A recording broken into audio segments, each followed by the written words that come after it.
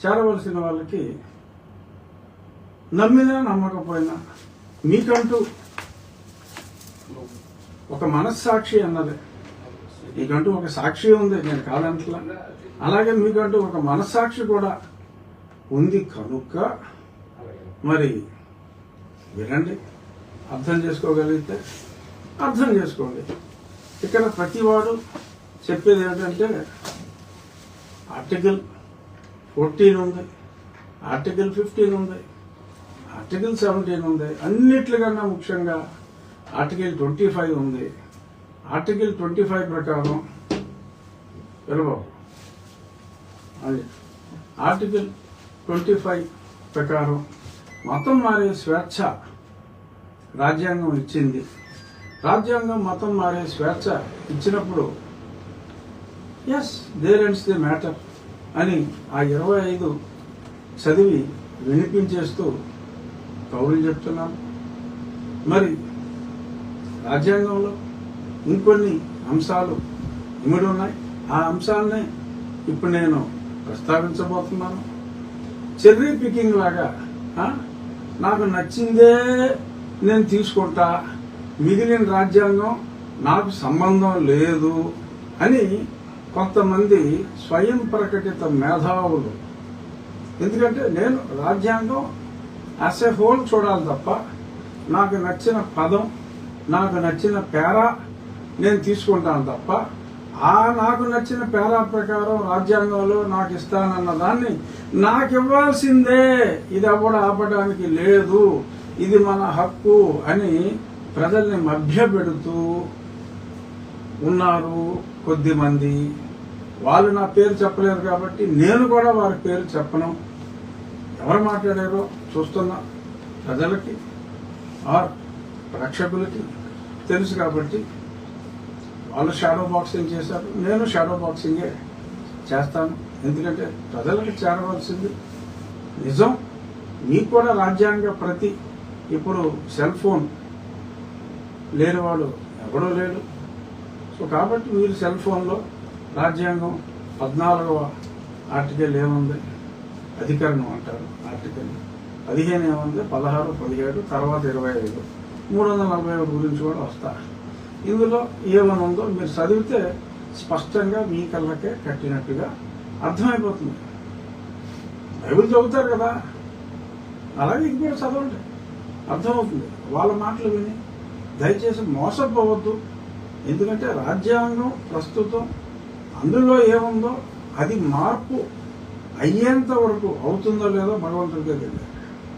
మార్పు అయ్యేంత వరకు దాన్ని ఫాలో అవ్వాల్సిన ఆవశ్యకత ప్రతి భారతీయుడి మీద ఉంది కనుక నేను చాలా స్పష్టంగా చెప్తున్నా. Article 14, the state shall not deny. State అంటే ఇక్కడ ఆంధ్ర రాష్ట్రం, తెలంగాణ రాష్ట్రం, తమిళనాడు కాదు, భారతదేశం. The state shall not deny to any person equality before the law or the equal protection of the laws within the territory of India. Adi Article 14 rejects any type of discrimination based on caste, race and religion and place of birth. నీ కులం బట్టి, నీ మతం బట్టి ఎటువంటి discrimination చేయటానికి వీల్లేదు అని ఇది ఈక్వాలిటీ బిఫోర్ లా అని చెప్తాను. అలాగే ఆర్టికల్ 15లో prohibition of discrimination on grounds of religion, race, caste, sex and place of birth. The state shall not discriminate any citizen on the grounds only of religion, race, caste, sex, place of birth or any of them.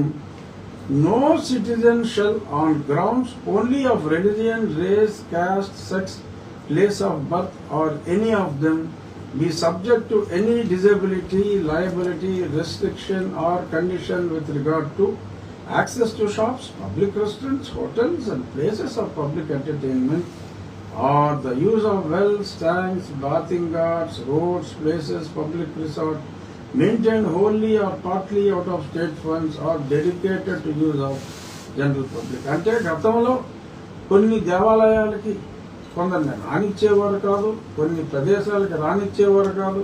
మరి గాంధీ గారు south ఆఫ్రికాలో ఉన్నప్పుడు రైలు కూడా మరి బ్లాక్స్కి not allowed అనే చట్టాలుంది. So అటువంటివి ఏమీ లేకుండా భారత రాజ్యాంగం బ్రిటిష్ రాజ్యాంగంలో లేనిది భారత రాజ్యాంగంలో ఉన్నది చాలా స్పష్టంగా. ఎవరిని ఏ పబ్లిక్ ప్లేస్లో ఎటువంటి డిస్క్రిమినేషన్లో అతని కులాన్ని బట్టి అతని మతాన్ని బట్టి చేయడానికి వీల్లేదు అని రాజ్యాంగంలో చాలా సుస్పష్టంగా తెలియజేశారు. ఇక్కడ అసలు point article 16 equality of opportunity in matters of public employment. ప్రభుత్వ ఉద్యోగాల్లో there shall be equality of opportunity for all citizens in matters relating to employment or appointment to any office under the state. అంటే ఉద్యోగాల్లో ప్రతి ఒక్కరికి సమాన అవకాశాలు ఉండాలి. మరి ఉండాలి అన్నప్పుడు ఒక ప్రశ్న ఉత్పన్నం అవుతుంది, మరి రిజర్వేషన్స్ ఎలా ఇచ్చారు? అందరికీ ఎంప్లాయ్మెంట్లో సమాన అవకాశాలు ఉన్నప్పుడు అదవలరా మరి రిజర్వేషన్స్ ఎలా ఇచ్చారు అనే ప్రశ్న వస్తుంది కదా. అందుకనే అదే రాజ్యాంగంలో కింద పాయింట్ నెంబర్ 4లో స్పష్టంగా nothing in this article shall prevent the state from making any provision for the reservation of appointments or posts in favor of any backward class of citizens which in the opinion of the state is not adequately represented in the services under the state. Mali, nothing in this article shall prevent the state from making any provision for reservations in matters of promotion with consequential seniority to any class or classes of post in the services under the state in favor of scheduled caste and scheduled tribes, which is the opinion of state are not adequately represented in the services under the state. అంటే ప్రతి ఒక్కరికి సమాన అవకాశాలు ఉండాలి అంటూనే బీసీలకు సమానమైన representation లేనప్పుడు ఉండే విధంగా, ఎస్సీలకు ఎస్టీలకు సమానమైన రిప్రజెంటేషన్ లేనప్పుడు ఉండే విధంగా సవరణలు చేసుకునే విధంగా రాజ్యాంగంలో వారికి రిజర్వేషన్ అందరూ సమానం అంటూనే రిజర్వేషన్స్ ని అందులోనే చెప్పింది. ఎందుకంటే ఇవాళ కొంతమంది మతం మారిన క్రైస్తవులు మతం మారితే ఏంటి, నాకు ఇదే కావాలి ఆర్టికల్ 25 అని అంటున్నారు. మరి ఆర్టికల్ 16లో ఒక ఫస్ట్ పేరా చూసి రిజర్వేషన్ ఉండడానికి వీల్లేదు అని ఓపెన్ కాస్ట్ వాళ్ళు అందరూ కూడా మీకు మళ్ళీ ఆందోళన చేస్తే, రోడ్డెక్కి మాట్లాడితే రాజ్యాంగంలో 16 మీకు తెలీదా, దాన్ని రద్దు చేయండి అని చెప్పి ఎవరిష్టం వచ్చినట్టు ఆడు మాట్లాడితే చెల్లుతుందా అనేది ఆలోచించండి. ఎందుకంటే ఒకటి మాట్లాడితే నాకు నచ్చిన పేరాయే నేను తీసుకుంటా అంటే మరి నచ్చిన పేరాలే తీసుకునే విధంగా రాజ్యాంగం రాయలేదు. రాజ్యాంగం must be red as a whole, పూర్తిగా ఒక ప్రతిగా చూడాలి తప్ప అలా తీసుకుంటానికి లేదు. ఆర్టికల్ 25 ఏమని ఉంది? Freedom of conscience and free profession, practice and propagation of religion. So, subject to public order, morality and health and to other provisions of this part, all persons are equally entitled to freedom of conscience and the right freely to profess, practice and propagate religion. అది so ఈ హక్కు నాకు ఇచ్చింది కనుక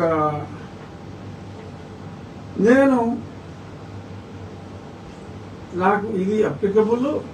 so కాబట్టి నాకు అందరూ సమానం అని చెప్పినప్పటికీ నాకు రిజర్వేషన్స్ ఇవ్వచ్చు అని చెప్పింది కనుక నాకు ఆర్టికల్ నచ్చింది.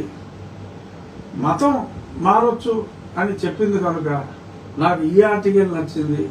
నాకు ఈ ఆర్టికల్ ఆ ఆర్టికల్ ఈ రెండే కావాలి. మరి ఆర్టికల్ 341 ఏం చెప్పింది?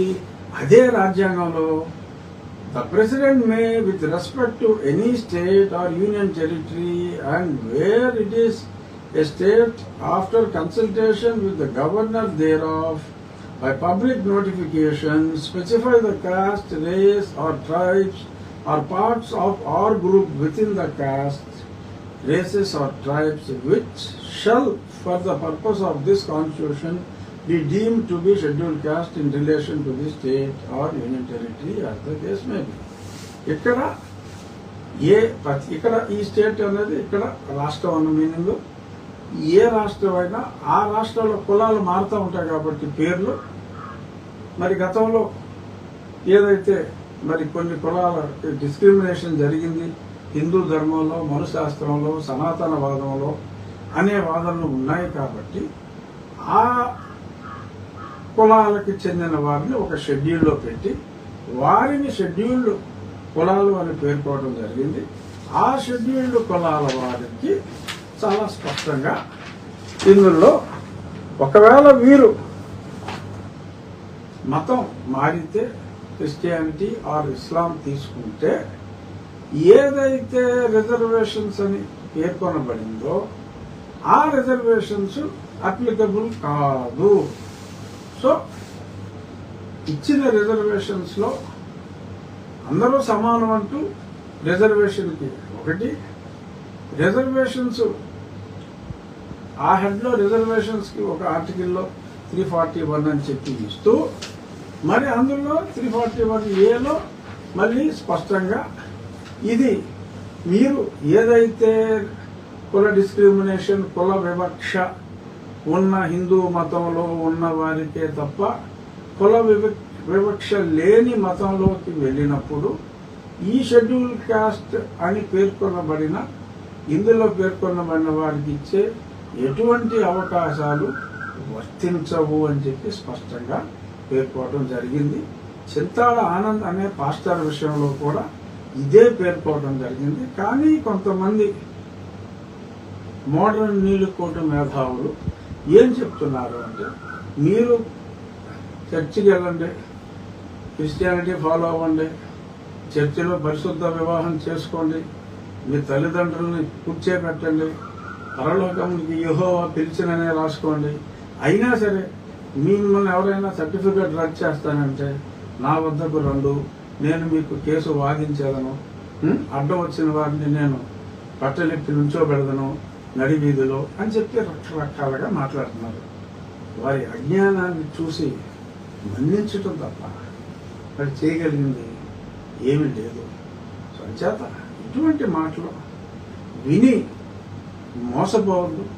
ఎవరు కూడా ఉన్న రిజర్వేషన్ని, దళిత క్రైస్తవులకి ఉన్న రిజర్వేషన్ని అసలు తీసేయటానికి